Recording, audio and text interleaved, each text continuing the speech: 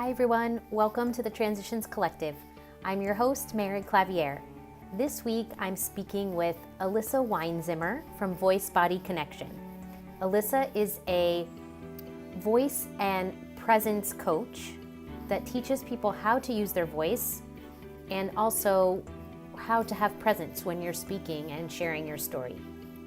I've worked with her over these past weeks and months, and she is so incredible. You're going to see she's a wealth of information about how to put yourself out there, how to share your story, and how you communicate with yourself, with others. It's very, very impactful. So I hope you enjoyed this episode.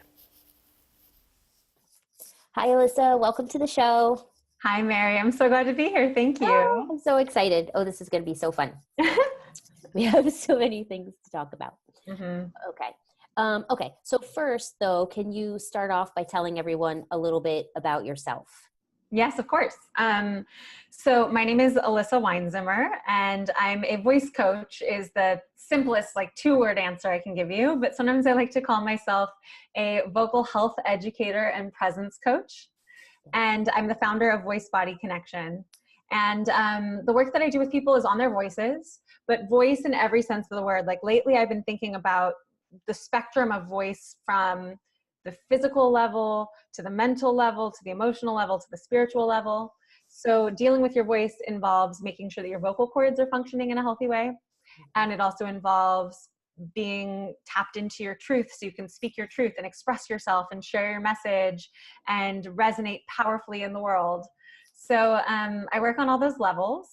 And a lot of it is really tied into when I say a presence coach, and I like to say that instead of a presentation coach, even though I work on presentations with people, it's because the thing that makes your presentations exciting is your presence, right? So Yes. It's really about, basically, I'll share a little bit about my journey too, I assume you'd want to hear.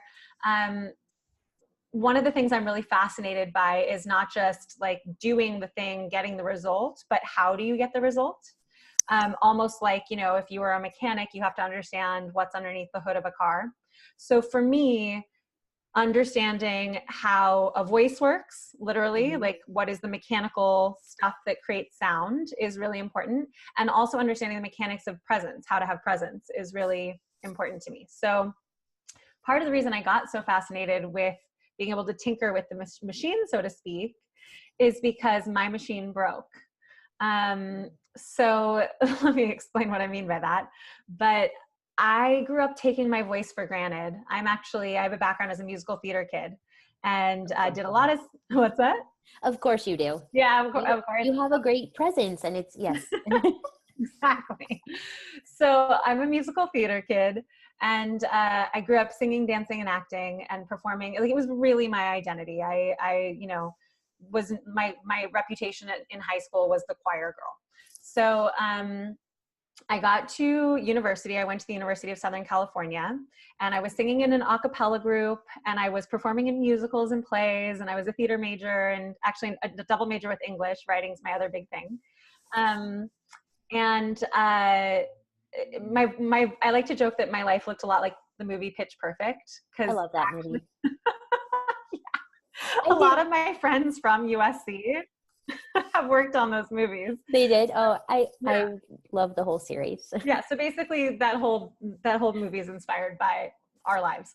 But so cool. So my life looked a lot like Pitch Perfect before Pitch Perfect ever came out. And I was really pushing to use my voice. I don't know if anybody out there relates to this, but I'm a little bit of an overachiever. I've always been an overachiever academically too. And I've actually, fun story, always been an entrepreneur too, which we can go back to. But I was pushing and overachieving and just really trying to do everything perfectly, as one does, especially in college. And I was singing What a Feeling from Flashdance, which is kind of, we like to joke, it's a scream belty song. It's a skrelty song. It's really loud. So I was scream belting that song. I was drinking more alcohol than usual because it was my final semester of college. And I thought I needed to be a party girl. I thought like I was about to let, that opportunity pass me by. Like literally I had made this conscious decision. Last semester, you're like, no, wait. I made a conscious decision to try to drink more. I was scream belting. I had already been like pretty sick the semester before. I got mono, which by the way, I don't know how I got it, but I was pretty sick. That's very serious. Yeah, it was pretty serious. I had to take that semester really easy. So that's part of the reason I was partying too, is I was like, let loose, like, and so it was like a perfect storm. Then I got laryngitis one weekend. I was on the retreat that my a cappella group was having. And I just woke up on a Sunday morning in 2007 in February. I remember exactly when it was. It was Super Bowl Sunday.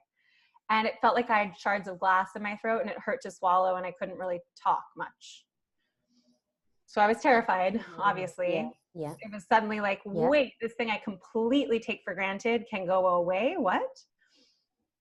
And so as you can imagine, especially being the overachiever that I have been in my life, I immediately was trying to figure out what happened. And by the way, if anyone ever goes through an experience like this where their voice changes really suddenly, or it's bad for a prolonged period of time, longer than 2 weeks, you do need to go see an otolaryngologist, which is the ENTs that work on your voice. Whoa. And that's what I did. You get your vocal cords scoped and everything. Whoa.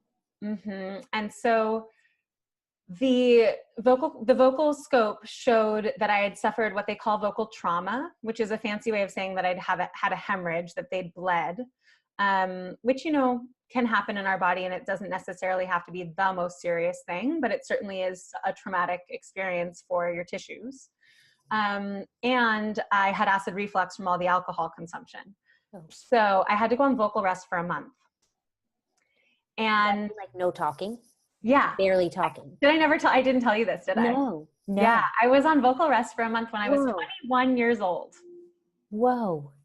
And the crazy thing about that experience too, and this has actually been something that I've processed much more recently, is, okay, A, I didn't have a therapist in the first place at that time, but B, I couldn't talk anyway.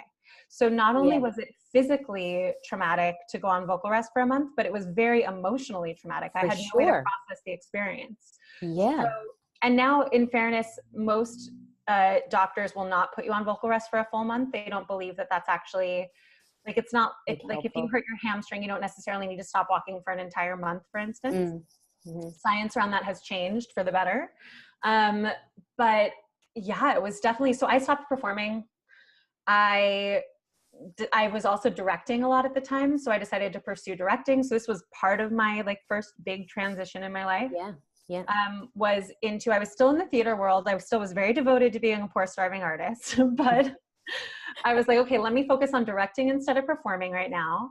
But then also very quickly, because I started learning things about voices and presence and just how I had been doing for my whole life, the things I'd been doing that I'd been taking for granted, I started to understand how. I was like, why didn't no one teach me this stuff? I want to teach this. So that was very much the beginning of my journey as a teacher, which at first I was teaching a lot in acting schools. I did start my own business in 2011, not too long after that episode, about 4 years later. I went to graduate school in a drama department in Alberta, Canada, because they had a specialty in studying voice. That's way different than California. Oh yeah, people thought it was fascinating. I was moving. I mean, yeah, that's another version of a huge transition in my life. And then ultimately, now I've been full-time in my business for the past, what is it now? A year and a half. Mm-hmm. Meaning I don't have a side job teaching at an acting school or anything like that, which sometimes I miss a little bit, to be honest. But I do still work with performers, but I work a lot now with people like the people in this community who are public speakers, who are simply just wanting to be more present and articulate and confident in their lives. Yes. Yeah. And that makes a big difference. And I think for entrepreneurs and even myself, a lot of what we talk about is also working through my story and how you talk about your story. So it's not just the actual mechanics of the speaking and what do I say, but it's how do I say it and that whole piece. That was the first conversation you and I had. Yeah. Totally. It was the importance of your story. Yeah. and why your message matters. And that's actually part of the reason. I mean, there's a lot of beautiful art being made in the world of theater and like all of that. I'm an artist still. I have come to heal myself enough that I identify as a performer and an artist still. Yeah. Yeah, of course. Right. Well, there was a period of time where I really felt estranged from my voice enough that I was like, oh, I don't perform anymore. But I definitely, that's an important part of who I am. But really the opportunity that I see in this moment in time there, I think we're living, it's hard when we're so close to it to see what's going on, but I think we're living in a massive time of transition in terms of people's stories being able to change the world and change each other, because we can hear them from much further away than we ever have. And we have access to people who are so different from us in a way that we never have. And especially if we're, here in a community of women are getting to have a voice, and other minorities are getting to have a voice that have often just not gotten to participate economically or been silenced in whatever way.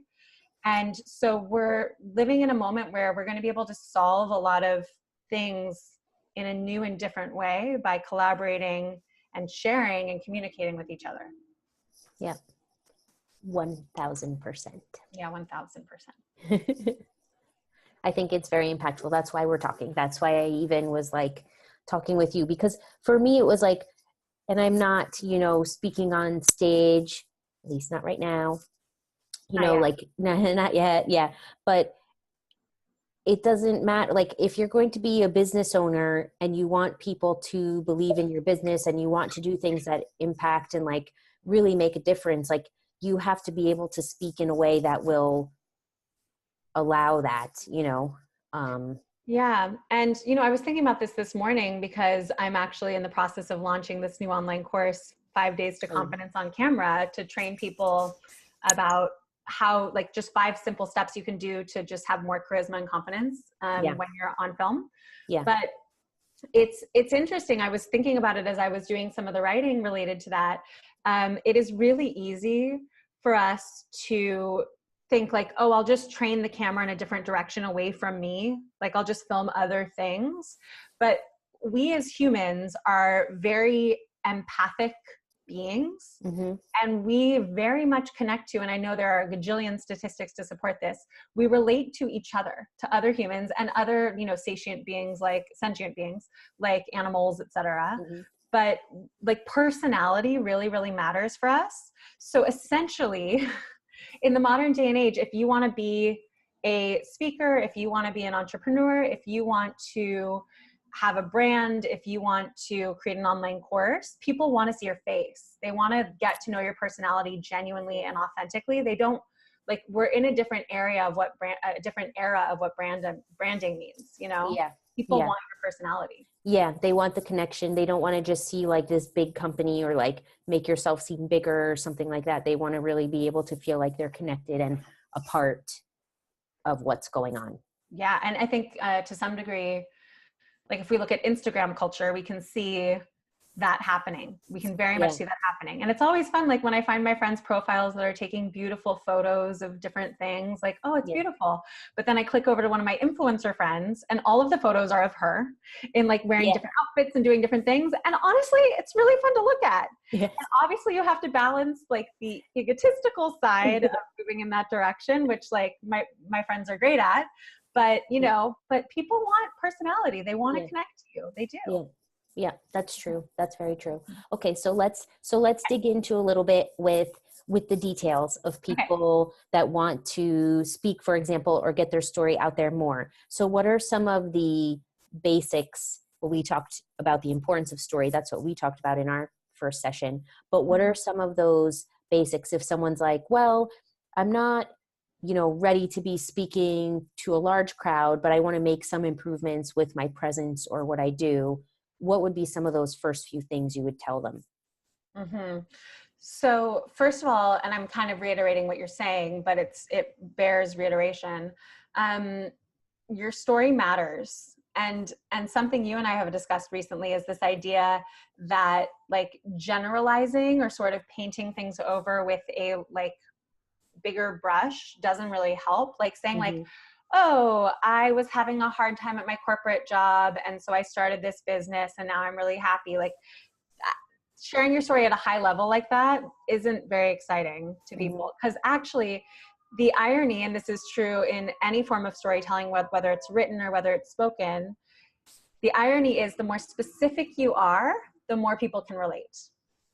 Which has been hard for me. And I know we've talked about it a lot, so I'll, tell the audience here too. It's been a struggle for me because I'm like, I just kind of gloss over because I'm like, well, do people really need to know I had to cut my underwear on the side? Do people need to know like what the mesh underwear do, when I'm selling them? And it, you were obviously like, yes, and yes. Yeah. But when it seems like weird or uncomfortable maybe for me to go into all those details all the time, but I understand the point now. You've talked to me enough about it, but I thought I would share that tidbit that it's something I've had to work on quite a bit. Okay, so I'm thinking about something on multiple levels as you're saying that, and I love it. I'm gonna kind of speak forward to something that I imagine we were planning to discuss anyway. That's okay. Which is the 3 circles of energy, these states of presence. Yeah. So just to briefly summarize them, and then I'm going to bring it back to applying to what you just said. So to briefly summarize the 3 states of energy that all humans move through every day, we can call it the 3 circles of energy. And by the way, this is not my concept. This comes from a British voice teacher named Patsy Rodenberg. And I share it and cite her completely because I love it. I think it's so brilliant. So the first circle of energy is when you're more concerned with yourself and your energy is staying inward and you're withdrawing and withholding from the outside world.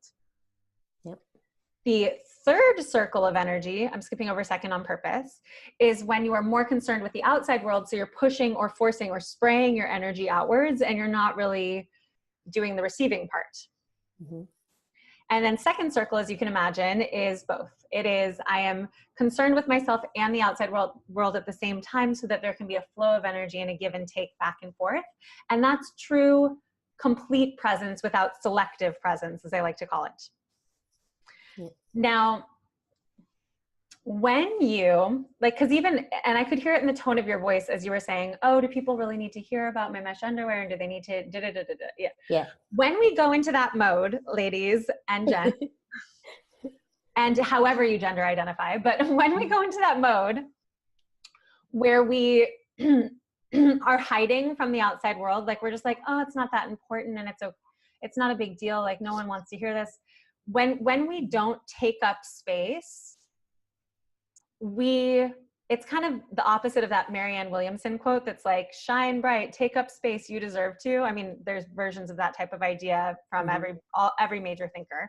But when we don't take up space, we encourage other people around us as well to also not take up space. We don't hold space for everyone to have their space, so to speak.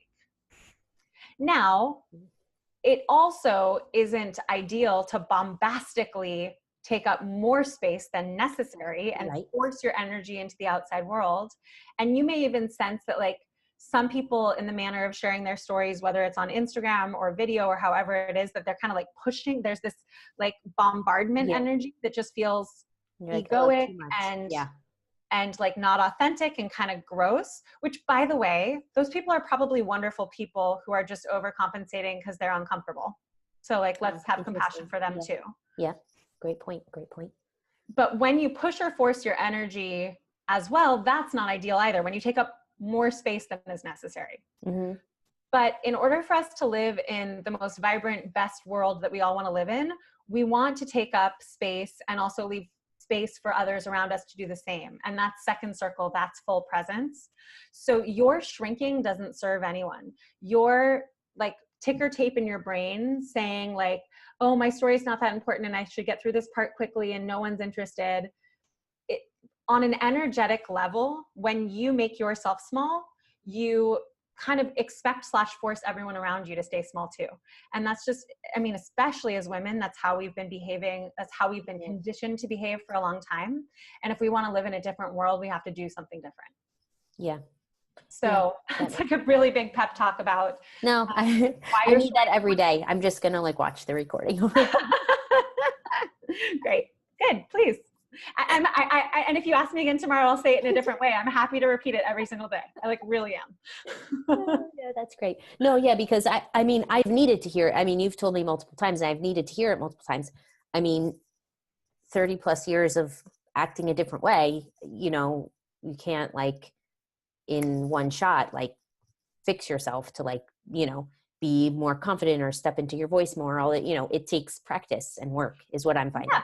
And it's really natural. I mean, I can speak for myself. When I started putting myself on video at the beginning of entrepreneurship, I was in a version of third circle, pushing or forcing, like just because I mean, A, that was actually kind of my natural pattern, how I was trained in musical theater, but B, like I was trying to get myself out there and like, you know, so if you like, it would be natural if you've been holding back for a long time and scared and not sharing your story. It would be natural that you might overshoot a little bit, and to have some compassion for yourself and realize that the process of finding the middle ground can be like kind of messy. Yeah. Totally fine. Like it's okay for you to do one event and walk away and be like, well, I feel sort of yucky. Like I was a little bombastic or like talked about myself too much that time. Cool. You're finding the middle ground. You're working on it, you know? Yeah. Well, that's a great perspective too. Yeah. Because it's not going to be like perfect. Yeah. It's a journey to be fixing these things. So how about in terms of what are some either mistakes or assumptions that you see people make? So when they're, well, I guess we talked about even third circle or like overcompensating, but are there other things that people think about and they're like, well, I'm going to tell my story, or I'm working on telling my story now, and they think something, but really it's not right. Well, I think the big one is the one that we're discussing, which is it's not that important. Let me just shrink. Yeah. Okay. But and let me see if in talking I come up with other things. But what I will say is and we started to already speak to this, it's not that important, I'm just going to shrink, makes its way very quickly into your physicality and your vocal inflections. Yeah. So one of the ways that we literally start to shrink is that like our body just becomes de-energized, maybe a little bit slumped. Yeah. And then people are out there, you know, watching whatever panel we're speaking on or whatever it is. And they're just like, they can't lock into it. It's not that. Or they're like cringing, like times when you cringe for someone else because you're like, oh. Yeah. Although honestly, like that's usually our own perspective that we're like, oh my God, everyone out there is cringing. The truth is just, so, okay, let's actually go to a little bit of presence theory, if you will. Yeah. Imagine for a moment that you are a zebra on the savannah. Okay. And there are two groups of lions, right? One group of lions is like boring. They're just like not paying attention to you. They're sunning themselves. They're chilling with each other. And the other group of lions is looking at you. So if we use that framework that we just said of first, second, and third circle, one group of lions, at least in relationship to you, is in first circle. They're just paying attention to themselves, not you. Now, are you going to cringe for them? No. Like, you're not going to be like, oh God, that's so boring. You're just going to ignore them because like on a nervous system level, it's just not relevant. Okay. Whereas the other lions that are paying attention to you, they're in second circle with you, which considering you're a zebra and they're lions, maybe your food, get the heck out of here, right? Yeah. So that sends us into fight or flight. So if it's truly a threat. So here's the thing, when we are the lions that are in second circle with our audience, the zebra audience can't help but pay attention to us. When we are on stage and like being kind of slumped and de-energized and first circle-ish, people aren't necessarily cringing for us so much as just like not relevant, not paying attention. They're pulling out their phone instead. Pulling out their phones. Now, if you were on stage and if you were pushing or forcing your energy, if you were like really working hard on the opposite end of the spectrum in third circle to make something happen, that might be when the cringe stuff starts to happen. Okay. But it's only because you're overworking and they're like, oh God, stop working. So they can see your work and they're like, stop working so hard. Yeah. Okay. Isn't that interesting? I think that's actually really important to identify. You being boring is not going to make anyone cringe. It's just not going to let anyone pay attention to you. Right. Right. And then what's the point? Because if you're up there speaking, you want people to pay attention. Yeah, and it's okay. I mean, we go through so many parts of our everyday lives where like we pass things on the street that just aren't relevant, but we only ever become present with the things that are relevant and present to us. So we have to get good at becoming present with the things and people around us so that we feel relevant to them. Yeah. So that we feel like we're engaging with them. Yeah, so there's genuine engagement. Exactly. Yeah. Mm-hmm. Okay. Mm-hmm. That's that's a different perspective. That's really interesting. I've never articulated it exactly that way. So thank you for the question. That was good. Yeah, Yeah. that was good. That was super interesting. Yeah. So, okay. So then in terms of preparation, how would one prepare? I guess we can talk a little bit too about, because I'm going to be speaking on a panel and Yes, helped you me are. prepare for that. So a little bit and some tips around how do you go about preparing for being able to speak on Okay. stage? Mm-hmm. So there's another framework that I like to think about in terms of preparation, and it is the idea of left versus right brain. I imagine most of us listening to this call are familiar with the idea that the left brain is the linear, logical, 0, 1, 1, 0, 1, 1, like calculated brain. Mm-hmm. And the right brain is the creative, intuitive, expansive, free form space. Mm-hmm. So when we are genuinely present in second circle, if you will, and having a conversation in the moment, we must be primarily leading with our right brain, because our right brain is actually the thing that, I mean, if we're going back to this idea of like the things that are relevant versus not, our right brain, so to speak, and this is a little bit of an oversimplification, but let's oversimplify some neuroscience. Just for general Just for consumption. today. So the creative, intuitive part of your brain is the one that's looking for novelty, and this is totally an oversimplification, but and the left side of your brain is the parallel processor that's like running all of the habit systems that you don't need to pay novel attention to because they are just already are happening. Does this make sense? Mm-hmm. In fairness, both sides are doing both and they're sending information back and forth. That's why it's an oversimplification. But so I like to call preparation styles like left brain practice mode and right brain practice mode. And what you need to do is you need to go back and forth between the two, because performing happens with the right brain in the driver's seat. Mm-hmm. And rehearsal can happen with the left brain in the driver's seat. But if you want to do a good performance, you can't just rehearse in left brain and then suddenly pop up on stage and perform in right brain. You have to rehearse in left brain mode and right brain mode. And then you need to know the trigger that gets you into right brain mode. So when you get up on stage, your left brain's not running the show. Let me be more concrete about this. Left brain mode, your left brain logical linear processor is going, is that a good hand gesture? Did I say that well? What was that vocal inflection like? It's the ticker tape. It's the one going like, sometimes I picture it like this little parrot watching you, going like, do that differently. That wasn't right. Try it different next time. Like that thing. It's what people usually think of when they think about preparing for a speech. Correct. Like, oh, preparation, that must mean I must do X. I must check the things off the list, right? Yeah. You can do that. Like, for instance, like I said, I've worked with actors for so long. When an actor first learns the blocking for a scene, which is the fancy word for how they move around on stage, like you have to just send your body through the motions to feel what it feels like. You have to get used to that. That's okay to rehearse in left brain mode. But basically you're rehearsing in left brain mode to store all of that as the stuff that can run on the parallel processor without being the main attraction. Because another piece of neuroscience that I really appreciate and often bring up is that the brain can only do really one primary thing at a time.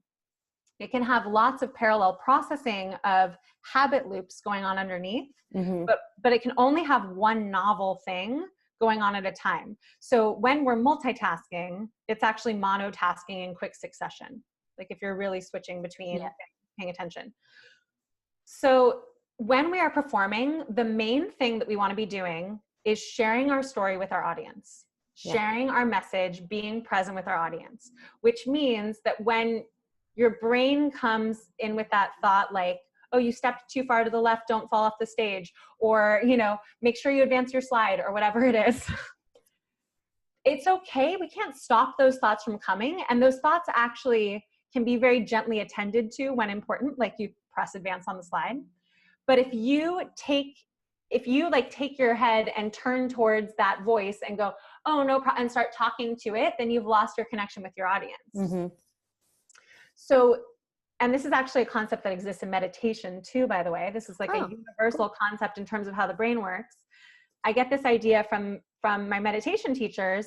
It's like, if you're looking at the sky and the clouds are going by, you can either keep focusing on the sky, or you can shift your eye focus to watch the clouds go by. And those are the two different modes. Left brain mode is watching, staying with the clouds. And right brain mode is switching back to the sky. When you're performing and when you're rehearsing in performance mode, you need to spend time looking at the sky and not getting caught up in the clouds. Yeah. The clouds don't need to stop. The clouds can keep going by. You just need to not attend to them or follow them. Right. Right. Does that make sense? Yeah. So you're saying you have to prepare and practice, right? You prepare and you practice so that some of those background mechanics become habits, and then you can put your energy more towards your actual speaking and engaging with the people. Yes. And the pitfall that people fall into is that they only rehearse, they only rehearse their habits. They only rehearse advancing the slides and walking to one side of the stage and like the thing that they memorized. Mm-hmm. And then if they only rehearse in left brain mode, they're very likely going to present in left brain mode, and it feels like watching a robot. Yeah. Whereas you're allowed to be robotic for a degree of time in your rehearsal process. But if you switch over to letting the primary thing of importance being your connection with the audience, and there's lots more I can say about what that is and how that works. But if you switch over to letting the thing of primary importance be, do they get it? Are they receiving my message? Then that keeps you looking at the sky in right brain mode, in a creative, generative space. Yeah.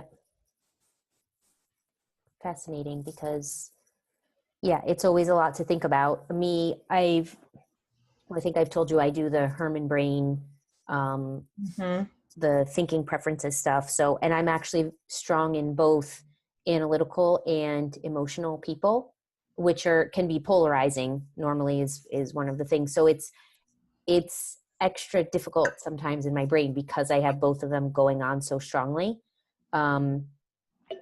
But I think in these kind of cases where there is some kind of process behind it, I usually go to the process. So it's been helpful for me to practice with you, because it feels funny to just practice by myself, and put the emotion into it and how would I give this speech versus just, okay, these are the points and I made my slides, so I'm just going to talk to this. That's what I would normally do. Which would keep you in left brain mode. And by the way, another way to think about this parrot metaphor that might be helpful for just how do you transition? What's the difference? What do you do? Is if the parrot's talking at you, make sure you blah, blah, blah, da, da, da, da, da, da, da, da. Just in the same way that you might actually do to an actual human or animal, you go, hey, over there. Yeah. If you move, the parrot represents your attention. Yeah. If your attention is, oh my God, I'm watching myself, and you say, hey, attention, over there. Yeah. Then it automatically helps you think about those people then that are in front of you too, right? Yeah. And pulls you more into, And one of my pet peeves in the world of presentation coaching can be when people try to tell, and this happens in the acting world too, is when people try to tell you to imagine a different circumstance than the one you're in order to be good. Yeah. The people are already right there in front of you. You don't need to do some sort of mental gymnastics imagination. Right. Just literally, and this is the first thing I teach in the 5 Days to Confidence course, literally look at what's in front of you. Literally. Make sure you're seeing it. Yeah. Because our nervous system often, our eyes are the biggest window into our nervous system from internal to external.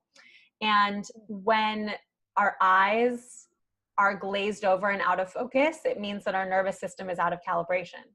So when you bring your eyes into focus and truly see what's in front of you, it brings your nervous system into calibration, like allows your body to catch up and come back into second circle. I feel like I'm getting a science lesson today too. This is so super interesting. Isn't that so funny? I love, see, Yeah. I told you, like, this is my angle is like, I went something that I was doing was working and then it wasn't working and I want to understand why. Yep. And the funniest part is my least favorite subject in high school was science. And now I literally am just, you wouldn't know it now. Yeah, no, but it's super interesting because it's like, you know, I don't know. For me, like people have generalizations and like I think for me, the understanding helps. Like it helps me get to the next level, you know, like, because without understanding it, I feel like then I'm like floundering. So I'm like, okay, how does this work? Why does it work this way? What do I need to do? And then I can like, go do it. And in fairness, I don't know why I'm bringing up pet peeves right now, but that's one of my other big pet peeves in the presentation coaching industry is when someone goes, don't worry how, just do this. And I'm like, but like someone's my left brain wants to understand. Yeah. Like at least let me switch to left brain for a minute. Like right. Appease my left brain and then I'll be happy to go back to right. Right. So no, totally. Because I feel like I haven't really thought about it in this way before, but I'm more, I can be more productive and get more out of something if I understand it first, you know? I think so too. Yeah. Totally. Yeah. I think so too. Mm-hmm. And this all goes back to in our very first conversation. And I was like, Elissa, is this for, you know, for me for speaking or is it for my whole life? Oh my God. I loved that question. I was like, wow. Wow. And I was like, I think I know what she's going to say, but I have to ask this question anyway. Back in the days when I was primarily teaching at acting schools, people would sometimes ask me like, does it feel weird to teach a bunch of people in your classes when you know that not all of them are going to become actors? And I would say, no, because I'm teaching them how to be great humans. So it feels great. Yes. I have to say it feels great. Yes. Yeah. It's amazing. It's amazing. Like I've worked with you for like a few weeks now on this stuff. And it's like my perspective has changed on so many things. Wow. And I remember my first like home play. Yeah. We like you know, doing the activity with my daughters. And I'm like, oh yeah, okay, this is really for my life then. Like, mm-hmm. You know, and you don't even like think about that stuff with your daughters. Yeah. Yeah. No, but it's crazy how much it impacts everything. So that's kind of like, and then I was like, well, you have to be on the show. And that's part of what I think will help so many other people. And what I hope it helps like business owners with is, you know, how they approach themselves, their business, like their general presence and putting themselves out there, because that all comes back to them, you know, in terms of how they show up for themselves, for their families, for their businesses and everything else. Yeah. If I get up on the biggest version of my soapbox, wow, like how far do I want to go with this? But yes, like it affects everything. Yeah. I mean, there's actually in yoga theory, and I'm talking like deep in like the philosophy of the eras that we're in yogic Vedic knowledge. It is believed that we're in the era of the voice. Like we're in the era where liberation is attained. Because sometimes, you know, there were eras where like monks just meditated and that was the answer to everything. Yeah. But in this like very loud modern world with so much technology that we live in, which by the way is called Kali Yuga, which kind of means the shit age is kind of what that means. Like this is the yucky one. That makes sense too for a lot of reasons. Yeah. And by the way, I totally am going to talk about this stuff. I'm like, I'm not going to be shy. I'm going to talk about this stuff in my TED Talk. I'm going to mention Kali Yuga. But the path to liberation, according to the rishis and the yogis in this shit age that we're in, is sharing our story and sharing our voices. Like, because that's the upside of what we have at our disposal right now is communication and like, and storytelling. And that's how we develop empathy for each other. And that's how we are moved into action that serves ourselves in a deeply authentic way, and therefore everyone around us. And like, I literally get chills talking about this stuff because I'm like, oh God, this work is so sacred. Like, it's so important, you know? This is why we ended up getting together. Yeah. This is exactly why, because it's super important, and I need to work on that. Yeah. As do, I'm sure, a lot of other people.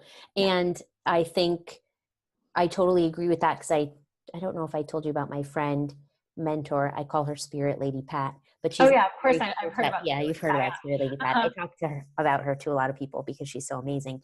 And she actually is in a similar space as you, in saying, in this lifetime and what we're doing right now with our voices and our stories, and even for me, for like the underwear. So that's something I had to like come to terms with. Like, not everyone had the same kind of recovery afterwards that I had, which is what like ended up pushing me to want to sell the underwear, because I got annoyed that they're not available for people, you know, after pregnancy. Like, why don't women deserve to have the supplies that they need, and that whole thing.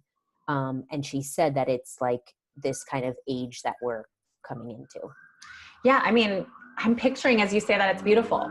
Old paradigm, I need a pair of underwear, I go to the drugstore, I buy some Hanes. Yeah. New paradigm, I need a specific kind of underwear that serves a need that is related to a deep pain point I'm currently experiencing. And this other person had a similar experience, and she created this product. And now when I put it on my body, not only is it physically more comfortable, but I feel emotionally supported by knowing that I am sharing a story with this other person. I feel connected to her. I have chills saying this, right? Yeah. I feel emotionally supported by knowing that there's this connection through our stories and our life experience.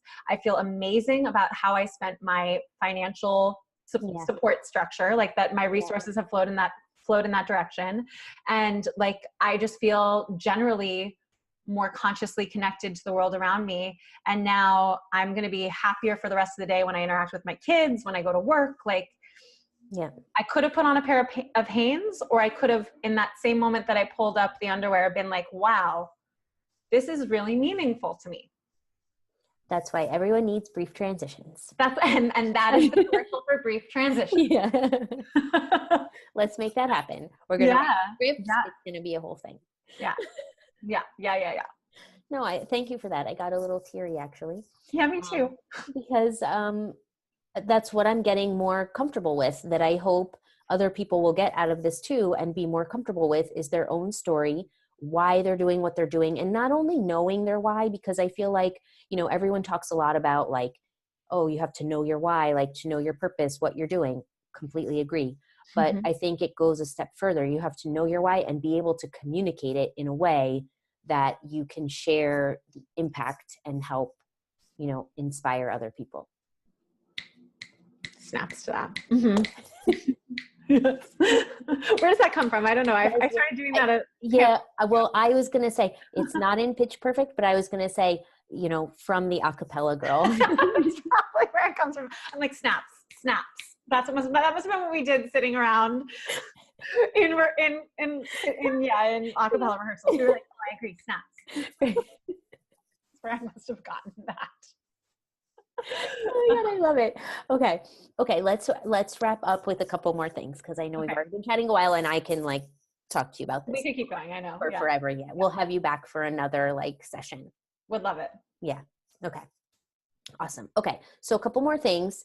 You mentioned your new course that's coming out, the 5 Steps to Confidence on Camera. Can you just tell us a quick thing about that, what it's about, where we can find it? Yes. I'm going to totally spoiler alert it for you. Oh, yeah. I'm just going to tell you, because then when you know what the 5 steps are, you're going to want to learn them. Oh, yeah. Yes. So it's a partnership with Kajabi, which is the online platform that I have been using for a handful of years to create my online courses, because I'm an infopreneur, if you will. And if anyone else out there is an infopreneur, I can't recommend highly enough Kajabi. It is, it's allowed me to put my website, my email marketing, my courses, everything all in one place. I love it. So I reached out to them. It's great. It's amazing. Yeah. So I reached out to them because I've had a relationship with them as a super fan for years. And I said, hey guys, you offer so much training about like how to light your videos and how to market your stuff and all these things. And you don't have any training about how to be confident on camera in the first place. So how about I create something with you? So that's awesome. Yeah, it's super cool. And by the way, when we feel empowered about our stories and our ability to share something valuable, then we reach out to people and do these things. I mean, like, I've not always been like this confident to reach out to a company I admire and be like, hey, I have something to offer. Can we do a partnership and a collaboration together? Yeah. Right. No, that's wild. That's awesome. Yeah, it's super fun, super exciting. So the 5 steps that I think will get you to being more confident on camera, whether it's filming an Insta story or whether it's actually filming a full online course or stepping up in front of a crowd to do a TED Talk or whatever it is first of all, the first step is the eye focus thing we talked about. So how do you bring your eyes into focus so that your nervous system calibrates to the situation? Number 2 has to do with body language. Day 2, we talk about body language and how to find the balance between the de-energized slump and the like rigid, I don't know what to do with my hands feeling. Yeah. Day 3, we talk about breathing, because even though that's not always as readily apparent, there is one of my favorite things that I teach is this breathing hack that you can do, which immediately makes you feel more authentic and present. And again, I'll ruin it. You breathe through your mouth.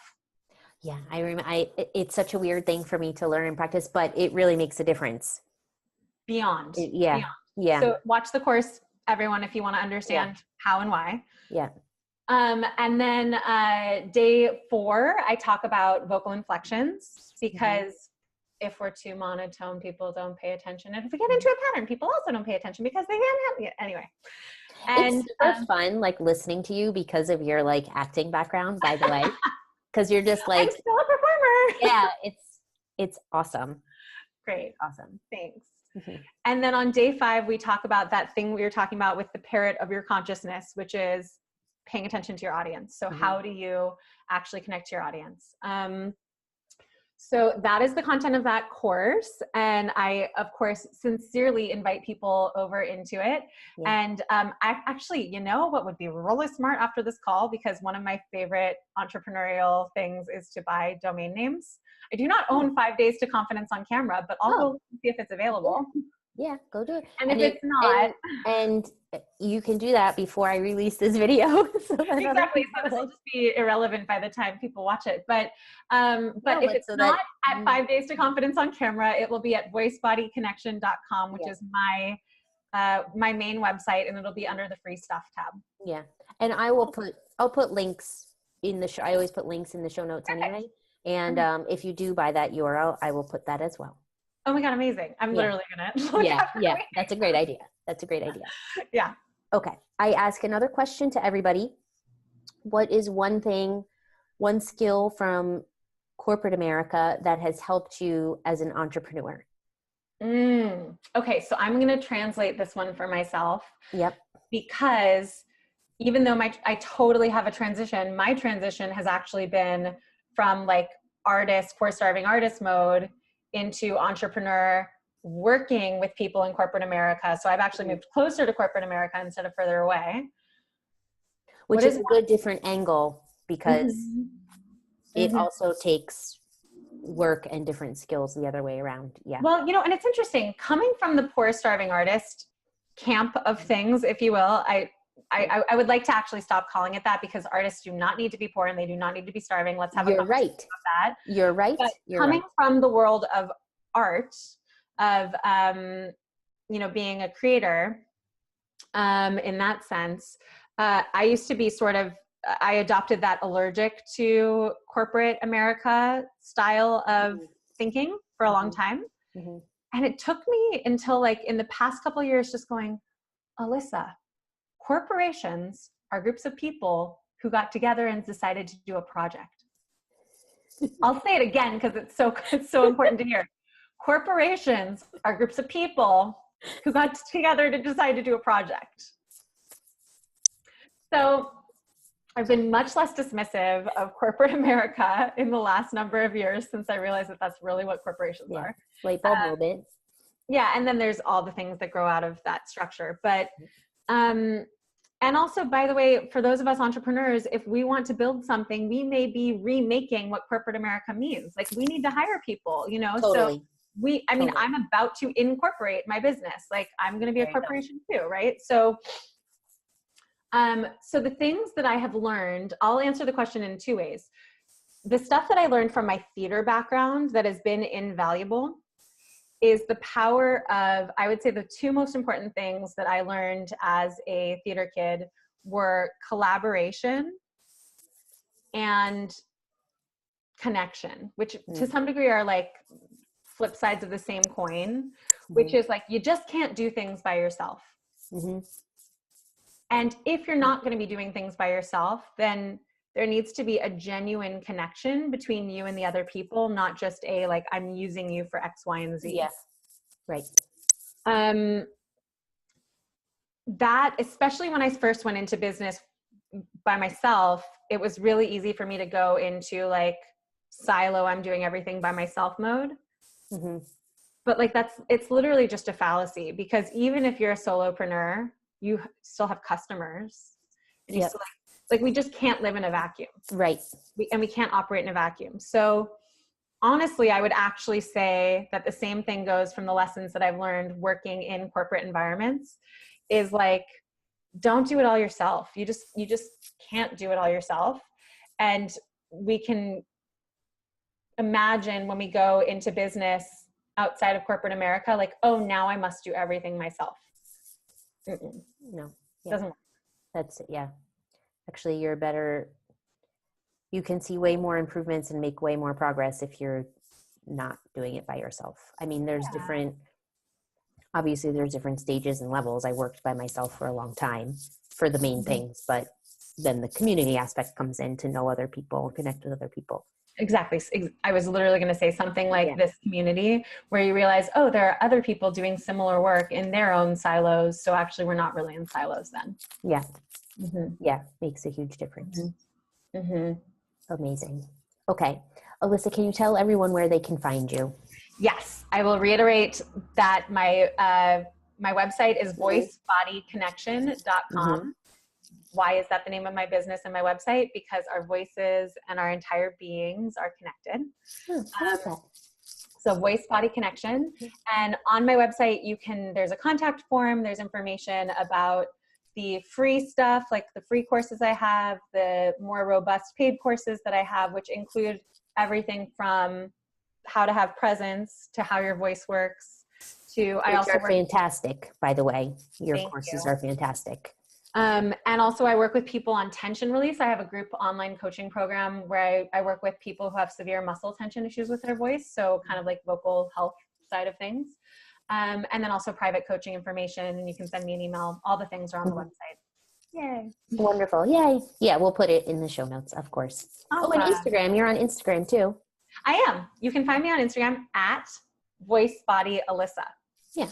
VoiceBodyElissa. ELISSA. Yeah. I'll put that in the show notes too. Thanks. I like your quotes and stuff you put. Yeah.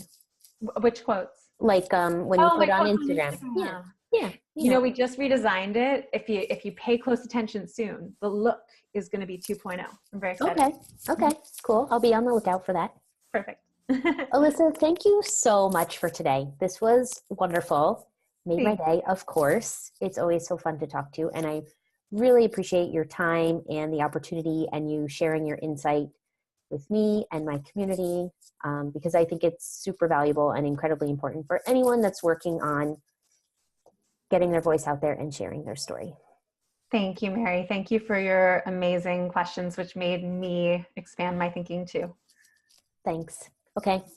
Until next time. Bye. Bye. Okay. I hope you enjoyed that episode with Elissa. I find her so incredibly fascinating. She has so much information to share about having presence, what your voice means, her journey, and just her story about losing her voice and like literally losing it, and how to care for it. It's all amazing to me. I think the thing that pertains the most to you and to this audience of entrepreneurs that are building their businesses is really around your story, your voice and your story, and that your story matters. I know for myself, this was a really big challenge. And if you're struggling with this, I'm really glad you're watching this episode right now, because the the advice and the perspective that Elissa gives, the fact that your story is important and that also that you should be sharing the details, that was completely counterintuitive to me. I'm always ready to just gloss over and say, okay, like you heard, I sell mesh underwear. It's for women after childbirth and surgeries, and kind of leave it at that. But no, you're supposed to talk about, why you sell it, that I had to cut the regular underwear on the side because it was putting too much pressure on my incision.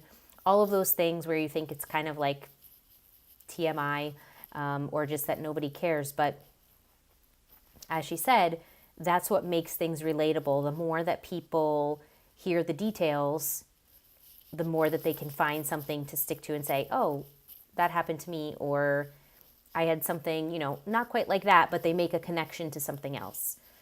So I thought that was so helpful. Her perspective on that has helped me quite a bit as I share my story, as I share more about brief transitions, how I ended up coming to even sell the underwear, and helping, more women talk about postpartum recovery. So it's been really impactful for me. So I challenge you to think about your story, think about your voice, how you're showing up and putting yourself out there.